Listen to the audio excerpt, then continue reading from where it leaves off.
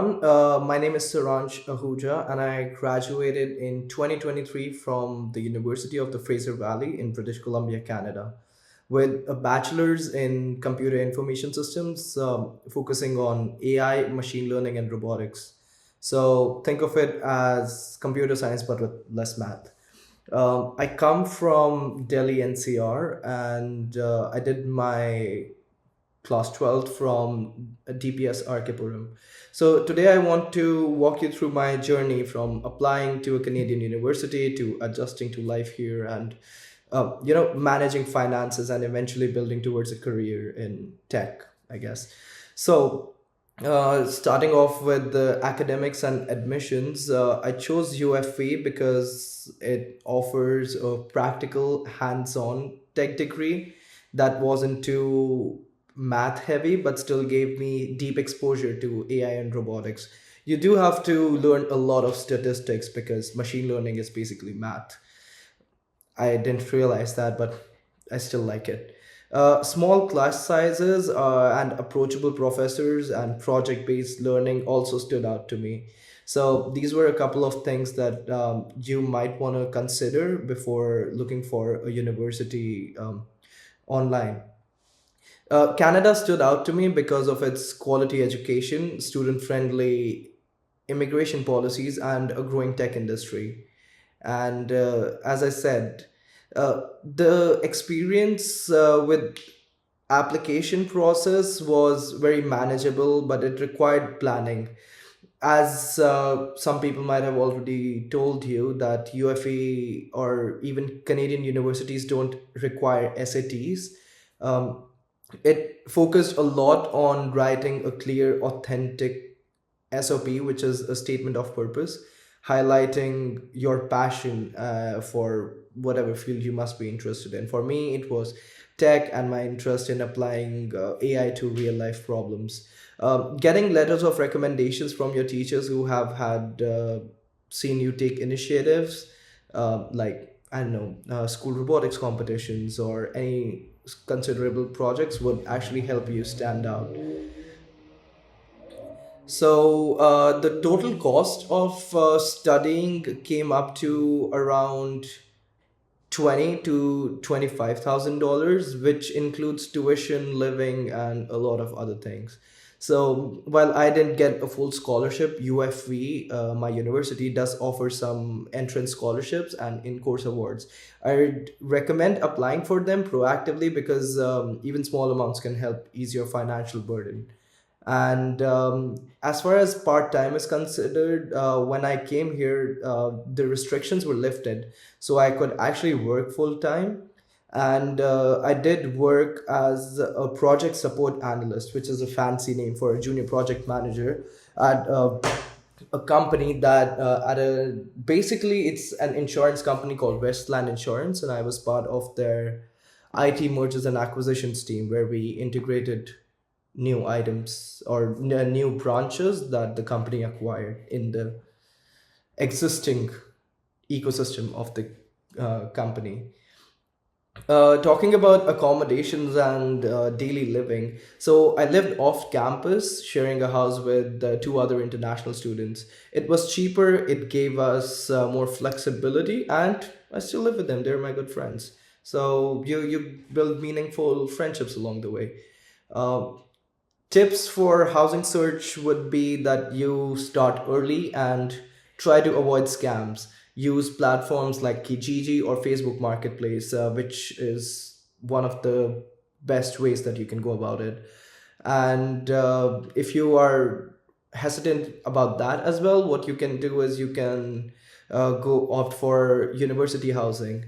You always need to sign a lease and ask for receipts because it helps prove that you were a resident and you had a contract. And the big thing is that consumer laws in Canada are strong enough that you can actually, given a lot of proof, you can get reimbursement if someone wrongs you. So I'd say the judicial and the systems here are robust enough that if you have enough proof, you'd be fine. As far as daily life is considered, I cook most of my meals. simply because I'm way too picky to be eating something like a tiffin service would provide. Along with that, I some like a couple of nights I eat takeout as well. Um, as far as cooking is considered, it's healthy, it's cheaper. Um, Moving around public transport in Abbotsford isn't as frequent, but on the major routes to and from the university, I think there's a bus every 20 minutes, so it's good. So you can actually plan your commute, and also the fact that budgeting tools like Splitwise help you track shared expenses with your roommates that you end up staying with. A couple of tips would be that you need to shop in bulk, like get a Costco membership or something, get student discounts. Student discounts are everywhere, and you might as well avail them.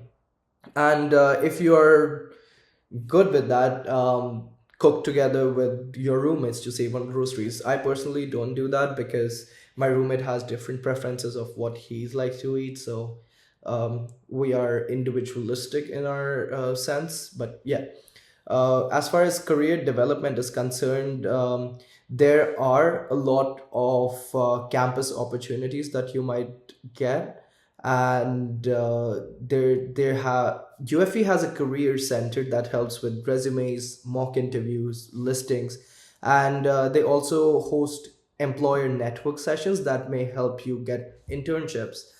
Co-ops is a big thing in Canada, coming from India, where you get actual hands-on industry experience as part of your education.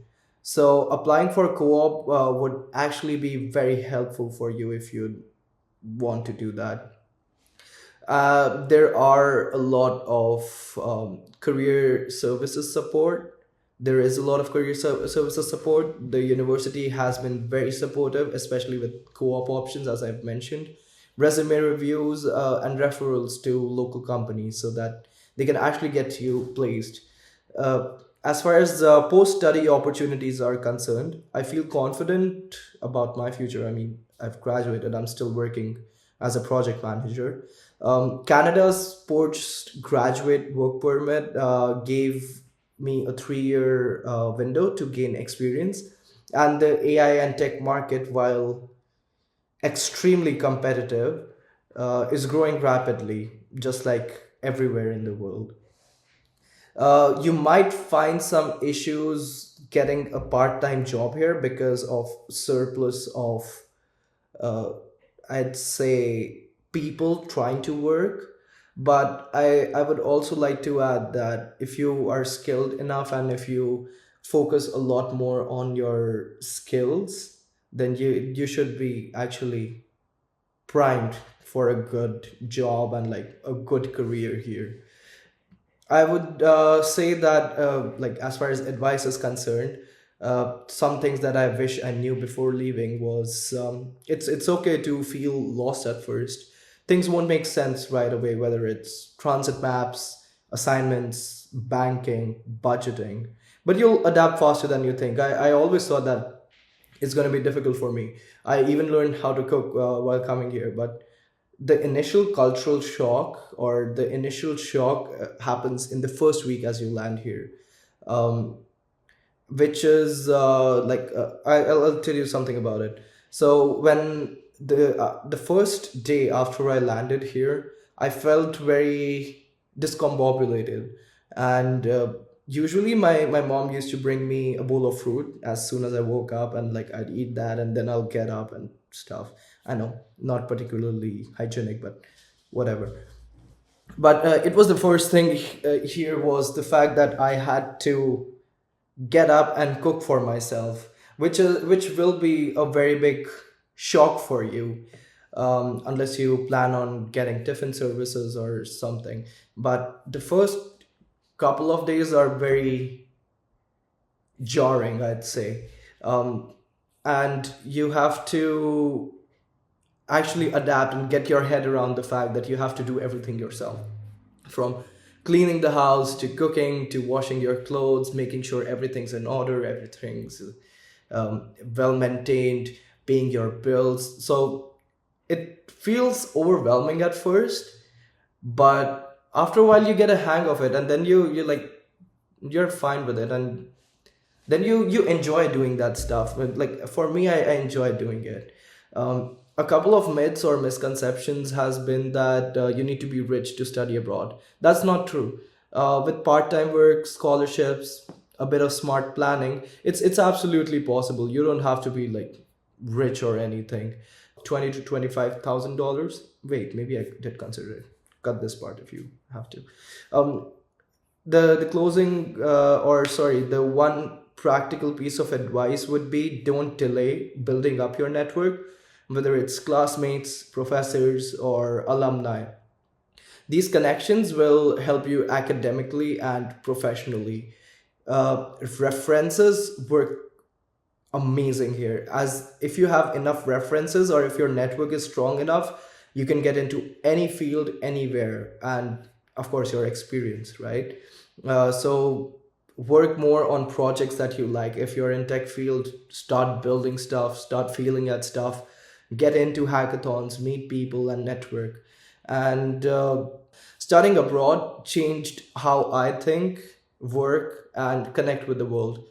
So even if you're thinking about it, just start researching. Your journey obviously won't be perfect, but it will be powerful. You get to know a lot about yourself. And I really like the person I've become after finding myself here, I'd say. And I'd like to thank Times of India for this opportunity, and I hope my story helps you write yours. Thank you so much.